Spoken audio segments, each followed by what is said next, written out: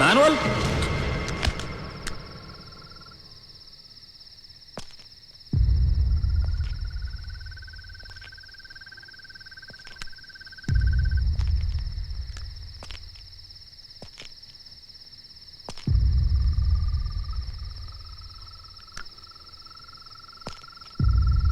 Manual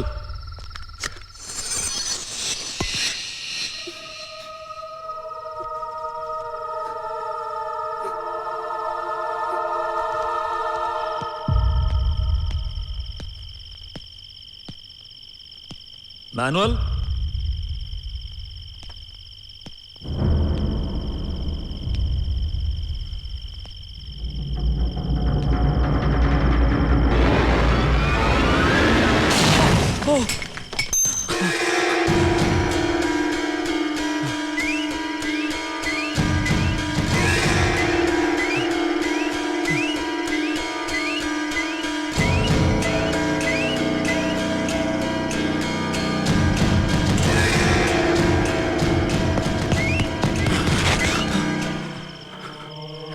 പരിചയമില്ലാത്ത കാര്യമായതുകൊണ്ട് ആദ്യം ഒന്ന് ഉന്നം പിഴച്ചു, ഇനി പിഴക്കില്ല.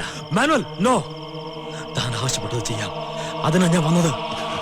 നിന്റെ പണം ആർക്ക് വേണം? നിന്നെ ഇവിടെ വരുത്താൻ അതേ വഴിയുണ്ടായിരുന്നുള്ളൂ. മാനുവൽ വേണ്ട പ്ലീസ്. ഇല്ലടാ, എനിക്ക് കൊല്ലാതെ പറ്റില്ല. ഞാൻ എന്റെ നിധിമുക്ക് വാക്കുകൊടുത്തുപോയി. അവക്ക് വേണ്ടിയാണിത്. ഇന്നത്തോടെ അവളുടെ എല്ലാ സങ്കടങ്ങളും തീരണം.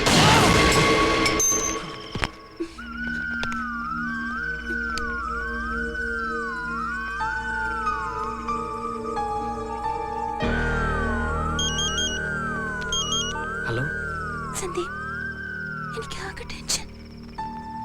ഇപ്പൊ അങ്കിള് ഷൂട്ട് ചെയ്തിട്ടുണ്ടാവും അയാള്.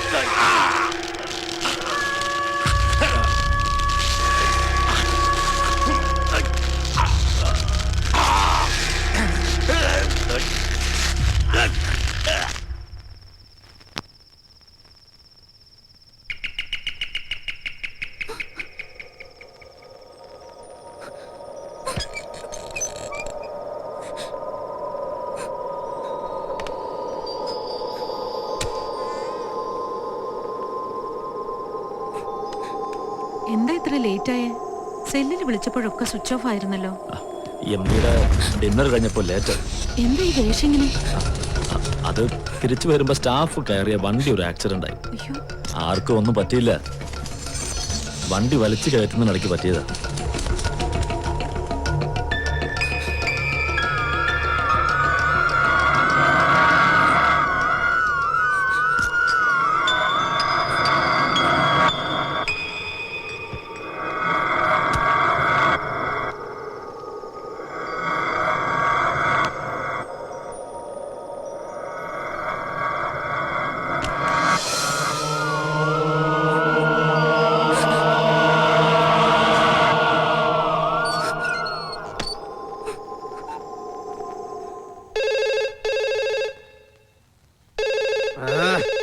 അല്ല, പെണ്ണുങ്ങളായിരിക്കും മനുഷ്യനെ മേൽ കിടന്നത്. അവിടെ കിടന്നായിരിക്കട്ടെ.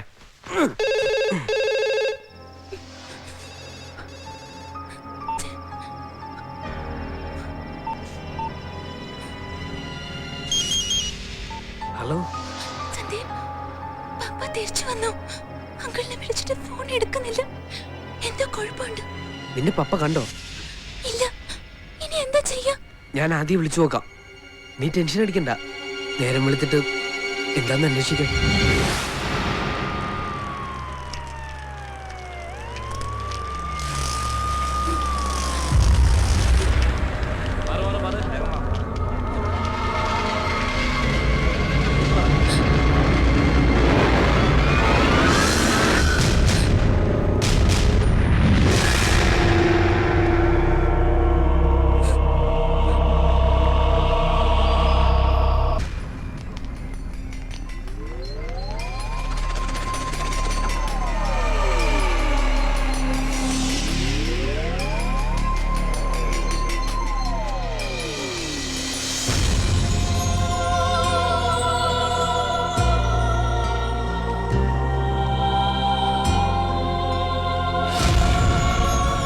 ഒരു ഉത്തരവാദിത്വമില്ലാതെ ജീവിച്ചപ്പോഴേ തോന്നിയിരുന്നു ഇങ്ങനെയൊക്കെ തന്നെ ആയിരിക്കും ഇയാളുടെ അന്ത്യം ഒന്ന്.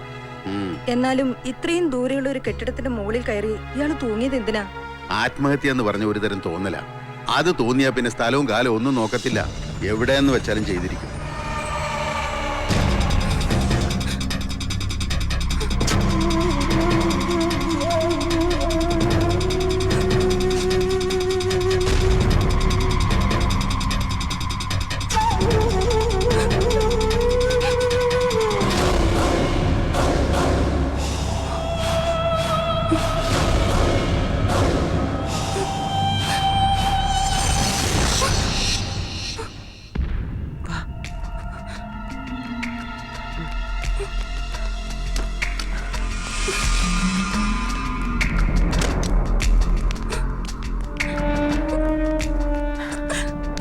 മോളെ, അങ്കിള് സൂയിസൈഡ് ചെയ്ത് തന്നെയാണോ? ആവാൻ വഴിയില്ല. എന്താ ഉണ്ടായത്? എനിക്കൊന്നും അറിയില്ല. മോള് പേടിക്കണ്ട. ആന്റി ആരോടും പറയില്ല. എനിക്കെങ്ങനെ അറിയാം? നോക്ക്, ആന്റിക്ക് ചിലതൊക്കെ അറിയാം. മോൾ അങ്കിളിനോട് കൊല്ലാൻ ആവശ്യപ്പെട്ടതും ഇന്നലെ രാത്രി അങ്കിൾ അതിന് പുറപ്പെട്ടതും. പറ, പിന്നെന്താ സംഭവിച്ചത്?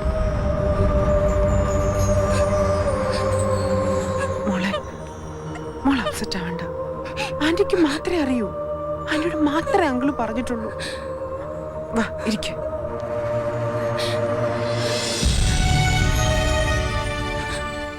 ഇന്നലെ രാത്രി ഇവിടെ വന്നിട്ട് അങ്കിൾ അങ്ങോട്ട് പോയത്. നല്ല ഫോമിലാ കയറി വന്നത്. ആ സമയത്ത് വന്നതിന് ആന്റി കുറെ വഴക്ക് പറഞ്ഞു. എന്നിട്ടും പോയില്ല. ഞാൻ പൊയ്ക്കോളാം ശാലിനി. ചിലപ്പോ ഈ രാത്രി കഴിഞ്ഞാൽ എനിക്കിങ്ങനെ ഇവിടെ കയറി വരാൻ കഴിഞ്ഞില്ല എന്ന് വരും. അതുകൊണ്ട് ഇപ്പൊ കുറച്ചു നേരം നീ എന്നെ സഹിച്ചേ പറ്റൂ. ഈ ആനിമലെങ്കിലെ നീ മനസ്സിലാക്കി കൊടുത്തോളൂ. ഇവിടെ ഒരു നാറികളും മനസ്സിലാക്കിയിട്ടില്ല. ഉണ്ടോടി പേടിത്തൂറി പെണ്ണെ? ഞാൻ ഇന്ന് വരെ നിന്റെ ദേഹത്ത് തൊട്ടിട്ടുണ്ടോ? അനാവശ്യമായിട്ട് ഒരു വാക്ക് പറഞ്ഞിട്ടുണ്ടോ? എന്നിട്ട് ഇവിടുത്തെ സദാചാരക്കാര് പറഞ്ഞു നടക്കുമല്ലേ ഞാനും നീ നമ്മെ ചുറ്റിക്കളിയിലാണെന്ന്. നിനക്കതിൽ വിഷമം ഉണ്ടോടി മോളെ? എന്റെ അങ്കിളെ, നമുക്കത് നാളെ സംസാരിക്കാം. ഇപ്പൊ പോ. ഇല്ലില്ല, ഇന്ന് തന്നെ സംസാരിക്കണം. ഇന്നത്തെ രാത്രിക്ക് ഒരു പ്രത്യേകതയുണ്ട്. ഇന്ന് രാത്രി ഞാൻ ഒരുത്തനെ കൊല്ലാൻ പോവാ. ഭ്രാന്ത് പറയാതെ എണ്ണീറ്റ് പോയേ. ആനിമലങ്ങൾ പറയണതും ഭ്രാന്ത്, ആനിമലങ്ങൾ കാട്ടി കൂട്ടണതും ഭ്രാന്ത്. അതാണല്ലോ പതിവ്. എന്നാ കേട്ടോ, ഇതാ ഭ്രാന്തിന്റെ ക്ലൈമാക്സ്. സ്വബോധത്തോടെ മുൻകൂട്ടി പ്ലാൻ ചെയ്ത് ഞാനൊരുത്തനെ തട്ടാൻ പോവാ. ഒരു 2 മണിക്കൂറിനുള്ളിൽ അത് സംഭവിച്ചിരിക്കും. ഇതിപ്പോ എന്തിനാ നിന്നോട് പറയണമെന്ന് വെച്ചാ, ചിലപ്പോ സത്യങ്ങൾ ബോധ്യപ്പെടുത്താൻ എനിക്ക് പിന്നെ സമയം കിട്ടിയില്ല എന്ന് വരും. അപ്പോ ഒരു സാക്ഷി വേണം.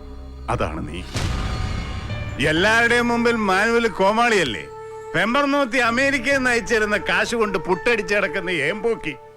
പക്ഷെ നിനക്കറിയോ, അവളുടെ ഒരു ചില്ലിക്കാശ് പോലും ഞാൻ ഇതുവരെ ബാങ്കിൽ നിന്ന് എടുത്തിട്ടില്ല. അത് മുഴുവൻ അവളുടെ പേരിൽ തന്നെയുണ്ട്. ദാ പാസ്ബുക്ക്. ഇനി നീ ഇത് സൂക്ഷിക്കേ. എന്നെങ്കിലും അവള് വരുമ്പോ ഒന്ന് കാർപ്പിച്ച് തൊപ്പിയിട്ട് കയ്യിൽ വെച്ചു കൊടുക്ക്. അവള് വാങ്ങും. ഞാൻ പുട്ടടിച്ച് നടക്കണതേ എന്റെ അപ്പം കൊച്ചുപറിയത് എന്റെ പേരിൽ എഴുത്തുന്ന പുരയിടവും റബ്ബർ തോട്ടവും വിറ്റ് തൊലച്ചിട്ടാ. അത് തീരുമ്പോ ഈ മാനുവൽ വെറും ഇസ്പയുടെ 7-ാം കൂലി. പിന്നെ ഞാൻ അന്തസ്സായിട്ട് തെണ്ടും. എന്നിട്ട് ഏതെങ്കിലും ഓടെ കിടന്ന് ചാവും. അതിനു മുമ്പ് ഈ ജീവിതം കൊണ്ട് ആർക്കെങ്കിലും ഒരു പ്രയോജനം ഉണ്ടാകും. അതിനിപ്പോ കർത്താവ് ഒരു വഴി കാണിച്ചു തന്നിരിക്കുക.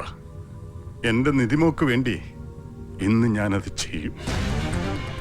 ആദ്യം അവള് പറഞ്ഞപ്പോ ഞാൻ തമാശയായിട്ട് എടുത്തോളൂ. പിന്നെ തോന്നി അവള് പറഞ്ഞതിൽ കാര്യമുണ്ട്. അവക്ക് സ്വസ്ഥമായിട്ട് ജീവിക്കണമെങ്കിൽ അവൻ ചത്തേ പറ്റൂ. ഒരാളെ കൊല്ലാൻ എന്നെ കൊണ്ട് പറ്റുമോ എന്നൊന്നും എനിക്ക് അറിഞ്ഞുകൂടാ ശാലിനി. ചിലപ്പോ എന്റെ കൈ വിറയ്ക്കും, എന്നാലും ഞാനത് ചെയ്യും. എന്നിട്ട് മാന്യമായി ജയിലിൽ പോയി കിടക്കും എന്റെ മോക്ക് വേണ്ടി. അവളുടെ വിചാരം ഞാനൊരു ബോറനാണെന്നാ. ആയിക്കോട്ടെ, അവൾ അങ്ങനെ തന്നെ വിചാരിച്ചോട്ടെ. ഒരു മോളെ പോലെ എനിക്ക് അവളെ ഇഷ്ടമാണെന്ന് അവൾ ഒരിക്കലും അറിയണ്ട. അറിഞ്ഞാൽ ചിലപ്പോ അവക്ക് സങ്കടമായാലോ.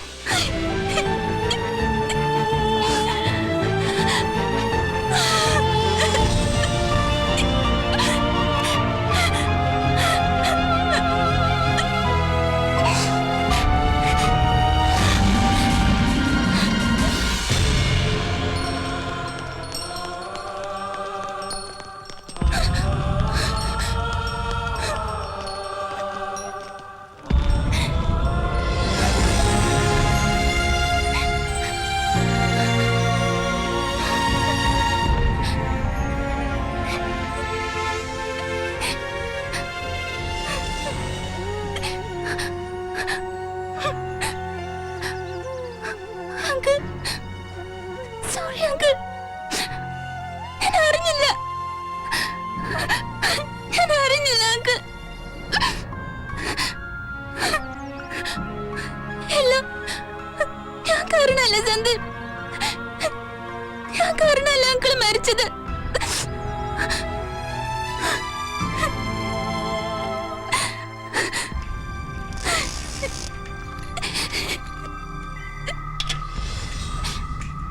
സന്ദീപ്, കണ്ണ് മിസ്സിംഗ് ആണ്. എങ്ങാനും പോലീസിനെ ഏക്കിട്ടേ തീർന്നു, നമ്മളും കുടുങ്ങും. സൂയിസൈഡാണെന്ന് കരുതിയിട്ടാ അവർ എവിഡൻസ് ഒന്നും തിരിയാഞ്ഞത്. എങ്ങനെയെങ്കിലും കണ്ണ് തിരിച്ചിട്ടണം. അത് അവിടെ തന്നെ വെച്ചില്ലെങ്കിൽ അപ്പൂപ്പൻ അറിയും. പിന്നെ ആകെ പ്രോബ്ലം ആവും. എന്താ ചെയ്യാതി? ആ ബിൽഡിങ്ങിന്റെ അവിടെ എവിടെയെങ്കിലും തന്നെ വീണ് കാണും. നമുക്കൊന്ന് പോയി സെർച്ച് ചെയ്യാം.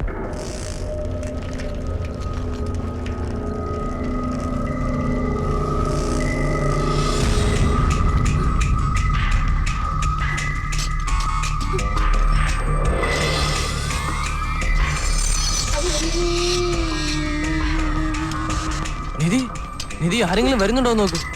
ഞങ്ങൾ മേളിൽ നോക്കാം, വാ.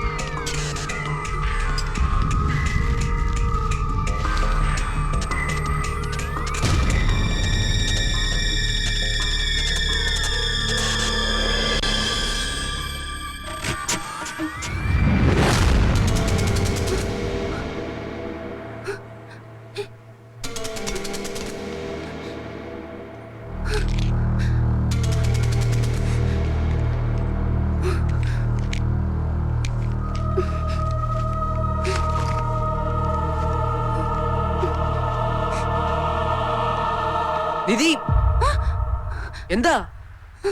ഒന്നുമില്ല, ഞാൻ പോവാ. സന്ധ്യയായി, മമ്മി തിരക്കും.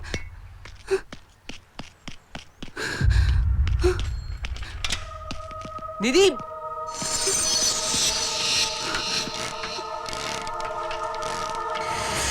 ഈശ്വര, പിള്ളേര് ചെയ്യുന്ന കാര്യങ്ങളാണോ നിങ്ങൾ ഈ ചെയ്തു കൂട്ടിയതൊക്കെ? ഇനി ഒന്നും പറഞ്ഞിട്ട് കാര്യമില്ല ചേച്ചി. നിധിയുടെ അവസ്ഥയില് അപ്പൊ ഞങ്ങൾക്ക് അങ്ങനെ തോന്നിയുള്ളൂ. എന്നാലും ആരെങ്കിലും ഇത് അറിഞ്ഞാ? എന്റെ പേടി അതല്ല ചേച്ചി. നിധിയുടെ പെരുമാറ്റത്തിൽ എന്തോ കുഴപ്പമുണ്ട്. തോക്ക് അവളുടെ കൈ കിട്ടിയിട്ടുണ്ടെന്നാ എന്റെ ഡൗട്ട്. അങ്ങനെയാണെങ്കിൽ അവള് പപ്പയെ കൊല്ലും, ഉറപ്പാ. മൊബൈലിൽ വിളിച്ചു നോക്കിയിട്ട് സ്വിച്ച് ഓഫാ. എന്തെങ്കിലും ചെയ്തേ പറ്റൂ ചേച്ചി. ഇനിയിപ്പോ നിവർത്തിയില്ല, നമുക്ക് നിധിയുടെ മമ്മിയോട് പറയാം. അയ്യോ വേണ്ട, കുഴപ്പാവും. സാരമില്ല, എപ്പോഴായാലും അവരറിയണം.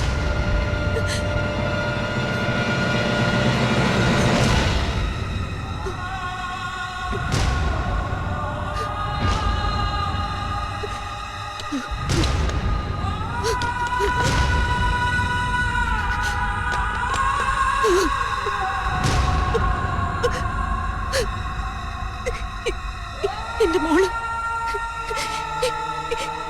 എന്റെ മോളിപ്പോ എവിടെ?